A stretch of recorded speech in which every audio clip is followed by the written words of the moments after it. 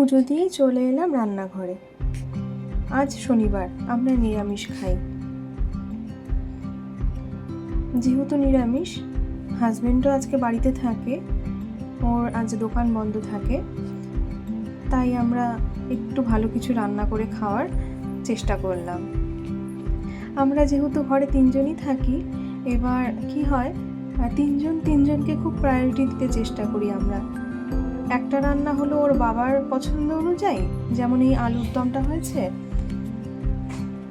আর একটা রান্না হয়েছে ছেলের ইচ্ছে মতো, মিষ্টি করে একটু পনির, আর আরেকটা রান্না হয়েছে ফ্রাইড রাইস, যেটা আমিও পছন্দ করি।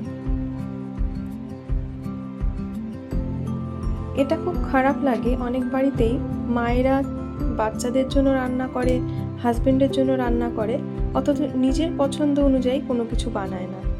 কিন্তু আমাদের বাড়িতে তা হয় না।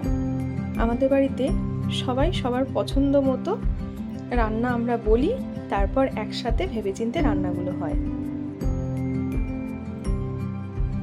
সংসারে যদি মেয়েদেরকে সাপোর্ট করা হয়, মেয়েদেরকে সম্মান করা হয়, আমার মনে হয় সেই সংসারটা অনেক বেশি ভালো হয়। কখনো আমার পছন্দ অনুযায়ী রান্না হয়, কখনো ওর পছন্দ অনুযায়ী হয়, কখনো ছেলের পছন্দ অনুযায়ী হয়। এইভাবেই আমরা থাকি।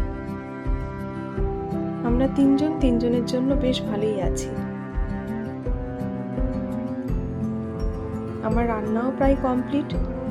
ওর বাবা একটু বেরোবে, তাই খুব তাড়াতাড়ি রান্নাগুলো সারার চেষ্টা করলাম।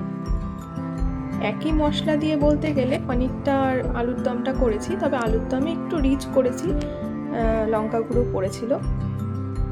এই আমার রান্না রেডি।